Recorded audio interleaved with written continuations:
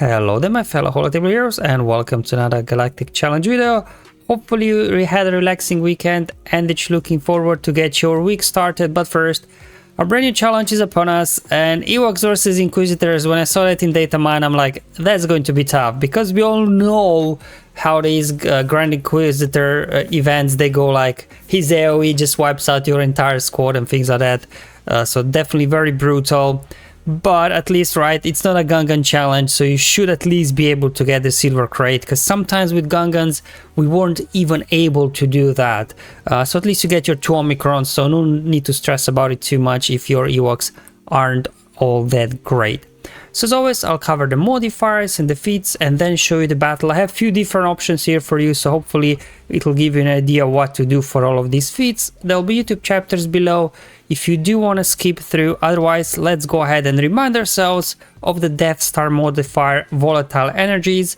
What this modifier does, it grants all units Super Laser Blast ability, and then whenever a unit starts a turn, it will increase by 5% energy. So this cooldown is shared between you and the enemies, and then as soon as it reaches 100%, anybody can use it. So do keep an eye out on the charge to make sure you use it so you don't miss it and then the enemy will use it, because this ability is very powerful. It instantly defeats the target enemy and it prevents revives as well. So definitely something you have to look out for. I really enjoy this modifier, it's quite fun, definitely speeds up some of these battles. The Ewok modifier, pretty cool. We have counter chance, which is nice because if we do counter attack, right, we use our basic, which means we gain bonus turn meter. It also gives us 20% speed, and oh boy, you will need every percent of this speed boost that you need. And finally, whenever an enemy targets an Ewok while attacking out of turn, they are stunned. However, if they are not dazed and they're attacking out of turn, they'll nuke your guys very quickly. So I particularly didn't see that much benefit of the stunning bit. It's just really the speed and counter attacks that were very nice and helpful. In terms of the modifier, now they are Inquisitors, but a cheeky one, they didn't get the Inquisitor modifier, they got the Imperial modifier, which I think is superior, because whenever the leader uses a special ability, they call everybody to assist. And Grand Inquisitor, first of all, he's very quick. Second of all, whenever you attack out of turn, which your Ewoks are constantly doing, I think whoever attacks out of turn, they get a stack of Purge, and once they reach 6 stacks of Purge for the first time, Grand Inquisitor gains a bonus turn, so even days won't stop that. And then he can use special ability and nuke your squad. Simply a very powerful modifier. And yeah, they get Snowtrooper operative as well summoned to the field, but I didn't find him to be that big of a factor in today's challenge. Now let's talk about a feat. So we have to win with a full team of Ewoks and then gain stealth 10 times. Now Ewoks, they have some stealth mechanics, so maybe if you have good Ewoks, you could get everything done in a single attempt, maybe especially if you bring in Teebo in there. I don't know, my Ewoks barely made it, so I wasn't fooling around trying to stall the battle to get stealthy done with my Ewoks.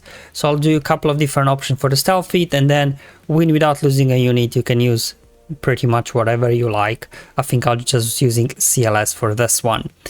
Okay, so I guess we'll do the easy bit first, and we'll go to Ewoks to the end for those of you that you do want to spend some time trying to line up Ewok battle.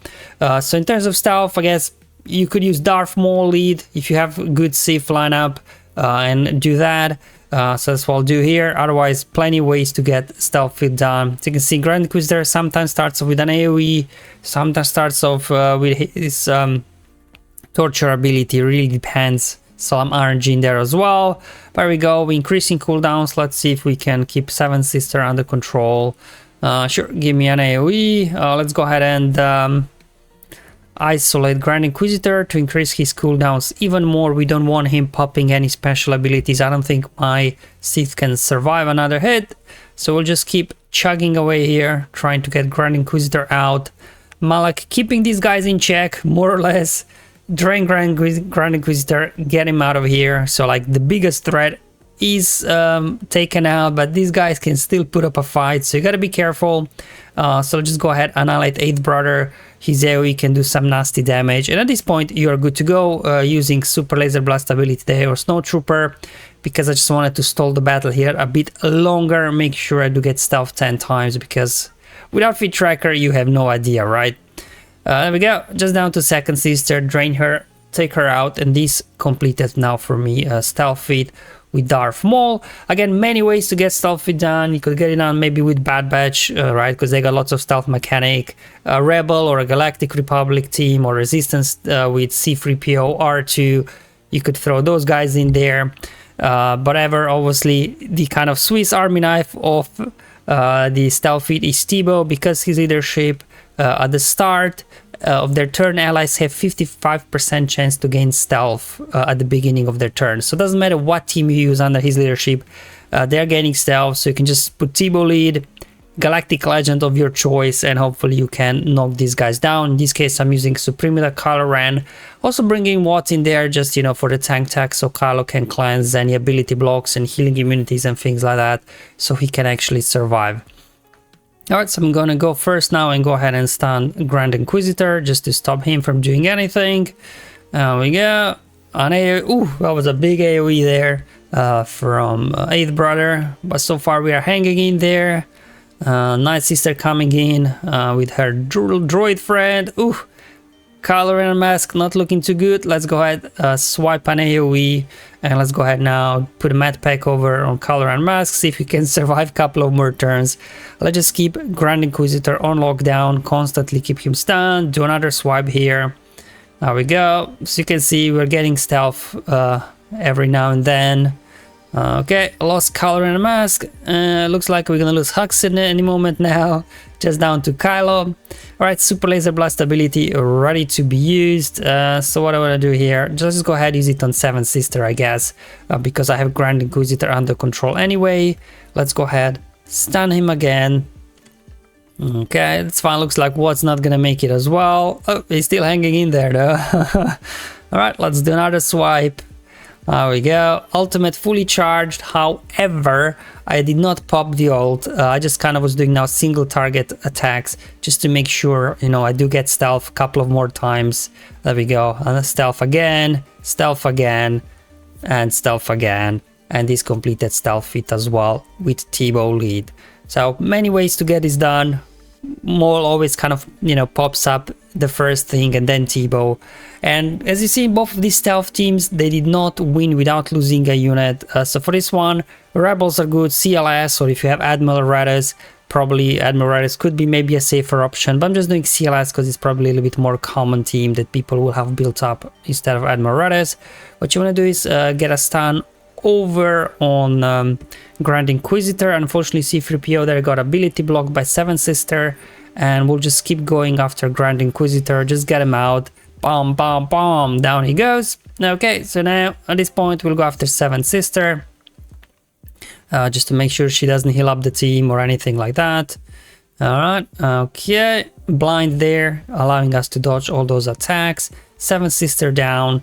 Now the only threat here really is 8th Brother, so hopefully we can get him out of stealth in a minute to get him down. Alright, looks like he popped out of stealth, so let's go ahead and go after him. There we go, using Super Laser Blast ability, 8th Brother going down, and this completed now for me, flawless feat with CLS. So by completing these two feats, you already unlocked Silver Crate, which will give you your 2 Omicrons. So if that's all what you can do today, I know that's okay. But if you've got, you know, okay-ish Ewoks, I guess kind of Chewbacca unlock event Ewoks with Zeta on Chirpa's leadership, maybe some other Zeta sprinkled in. For the most part, I think tier 6 is quite doable. As you can see, I don't even have all the mods on my Ewoks, so definitely room for improvement if you want to go for it. Now, I do have here Relic 5 Paplo in this account for the operations for TB. But otherwise, yeah, Logray does have some mods on him, but again, not too much speed, but the tier 6, no mods on Wicket, okay. Elder does have some mods on him, alright, that's fine. Alright, let's hop in the battle, and you'll see that tier 6 actually is not that difficult with kind of Chewbacca unlock event level Ewoks. Alright, all this extra speed allowing us to go first, so let's go ahead, call here Logray for assist, so he can get in here, get some days, push back turn meter on Grand Inquisitor. Let's go ahead, just do a basic attack here with Elder. Remember, anytime Elder uses basic, he's feeding turn meter to the entire Ewok squad. There we go, give me some counterattacks, nice. Let's go ahead, just keep piling now on Grand Inquisitor. 7 Sister is dazed, so she can't do a whole lot. Now Grand Inquisitor did use a special ability, but because we had everybody dazed, right? And they were not really able to assist, so it kind of totally shuts down their mass assist modifier. And we'll just keep going, keep calling now Elder for assist whenever you can, just so he feeds turn meter to the team. Here comes an AoE. That's okay. We'll just keep going. Yep. Okay, there got an AoE. Alright, so we got Super Laser Blast ability ready to use, so we're gonna use it on Grand Inquisitor. Just get him down, and then we'll start working on 7th Sister next. Let's go ahead, see if we can push back some turn meter on her. Perfect. I'm going to go ahead, revive Wicked, and I'll just keep piling here on 7th Sister. There we go. We got now full team. Cleanse off all the debuffs with Elder, and we are now in good shape. Everybody's dazed. Grand Inquisitor is down, and we're just kind of going after 7th Sister again, keeping an eye out on the charge for Super Laser Blast, so whenever it's ready to use it straight away, so the enemy does not get a chance to use it. I use it there on 2nd Sister. Now I'm trying to go after 8th Brother, but he was in stealth, so he can still do some damage. Alright, he's in stealth again. Alright, fine. Looks like we'll have to use Super Laser Blast on 5th Brother. Got him down. 8th Brother, come on, you coward, get out of stealth so we can finish this. Alright, finally got down to 8th Brother. And this now completed tier 6 for Ewok feats, so this will now give you gold crate. So I think gold crate is kind of achievable today, but even if you can't, at least you can get silver, unlike some of the Gungan challenges, right? Where we weren't even able to get a silver crate in a couple of instances. Alright, so if you want to stop there, that's good. No, not a problem at all. Now, if you do want to hop over to tier 10 and give your Ewoks a shot, so this is the Ewok squad that did it for me. I'm not sure if Wicked, probably Elder would be better than Wicked for the dispels, revives, feeding turn meter to the team, but because he's only gear 12, he might not survive long enough to do something. That's why having a Wicked in there, but the other 4 I think are kind of what you will need. The 5th option, the 5th slot is kind of optional. Now I did have to remod them, put some decent mods on them. Now let's talk about the RNG. I needed 12 attempts to line this up, and the biggest piece of RNG is actually coming from leadership here from Chirpa, because whenever we use a special ability, we call a random Ewok ally to assist. So it all depends in the starting sequence who gets called to assist, because remember, whoever uses basic gains bonus turn meter, and this can then throw off the starting sequence that you do want to line up, Balogray going, dazing, removing turn meter, and then Nissa going afterwards to stun Grand Inquisitor. So this can mess up the starting sequence. So this is kind of a thing where the most RNG, at least from my testing, came from the random assists.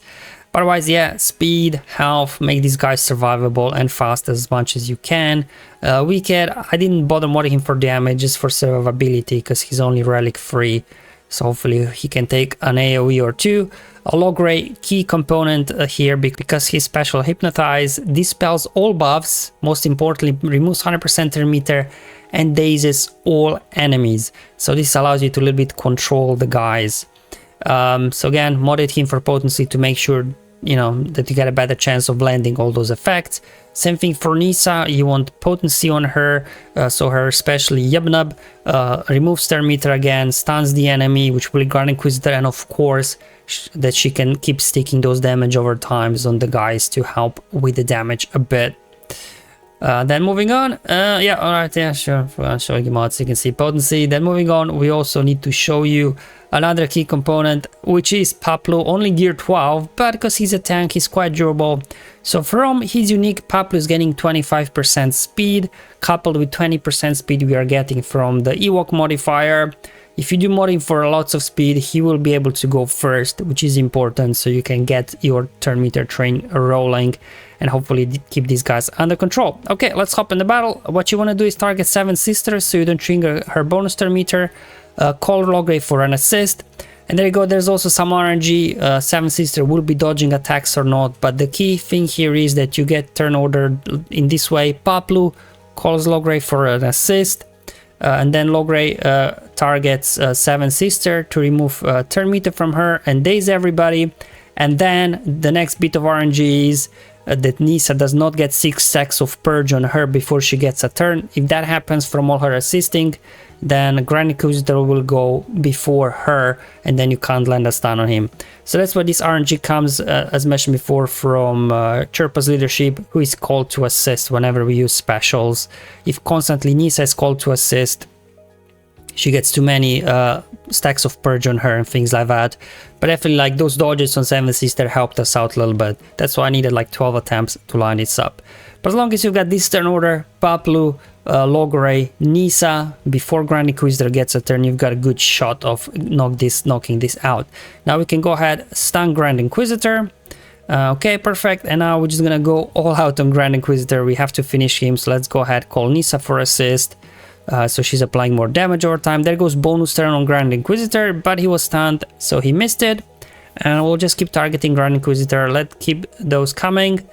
Eventually Grand Inquisitor will get a turn. There's also an RNG. Will he do the AoE, right, which will equalize protection, or will he use his torture ability? Now he got another bonus turn.